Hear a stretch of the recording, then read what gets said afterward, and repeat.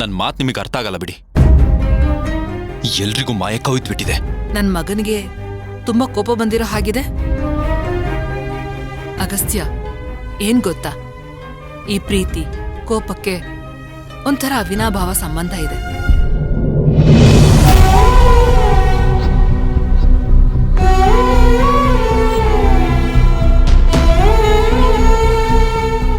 ಈಗ ಆ ಭಕ್ತಿ ಮೇಲೆ ನಿನಗೆ ಕೋಪ ಬಂದಿದೆ. ಅದೇ ಭಕ್ತಿ ನಿನ್ಮೇಲಿರೋ ಪ್ರೀತಿಯಿಂದ ಇದನ್ನೆಲ್ಲ ಮಾಡ್ತಾ ಇದ್ದಾಳೆ.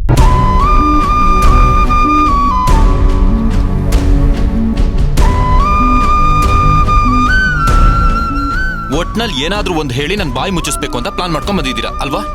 ತುಂಬಾ ಯೋಚನೆ ಮಾಡ್ಬೇಡ. ನಮ್ ಭಕ್ತಿ ಜೊತೆ ಆ ತಾಯಿ ಬನಶಂಕರಿ ಇದ್ದಾಳೆ. ಓ ಹೌದಾ? ಖಂಡಿತವಾಗ್ಲೂ ಹೌದು. ನಮ್ ಭಕ್ತಿ ಯಾರ್ ಮಗಳು ಅಂತ ದಯವಿಟ್ಟು ಆ ಕಲ್ಲಿನ ಮಗಳು ಅಂತ ಮಾತ್ರ ಹೇಳ್ಬೇಡಮ್ಮ. ಭಕ್ತಿ ಆ ಕಲ್ಲಿನ ಮಗಳಾಗಿದ್ದಿದ್ರೆ ಇಷ್ಟೆಲ್ಲ ಕಷ್ಟ ಕೊಡ್ತಿದ್ಲ ಭಕ್ತಿಗೆ?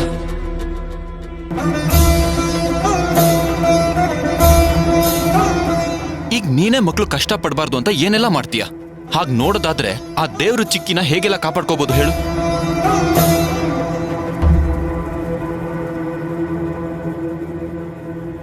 ಈಗ್ಲಾದ್ರೂ ಅರ್ಥ ಮಾಡ್ಕೊ ಅಮ್ಮ, ಈ ದೇವ್ರು ದೇವಿ ಎಲ್ಲ ಭ್ರಮೆ ಅಂತ.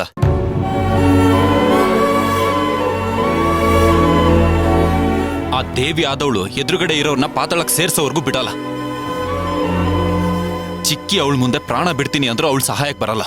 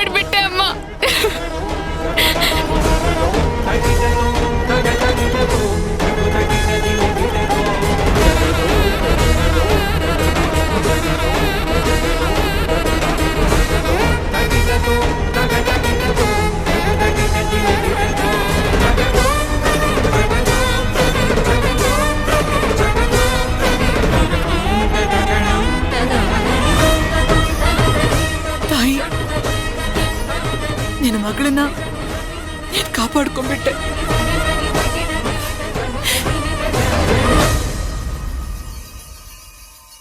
ನೋಡಿದ್ಯಾ ಅಗಸ್ತ್ಯ ಆ ದೇವಿ ಚಮತ್ಕಾರನ?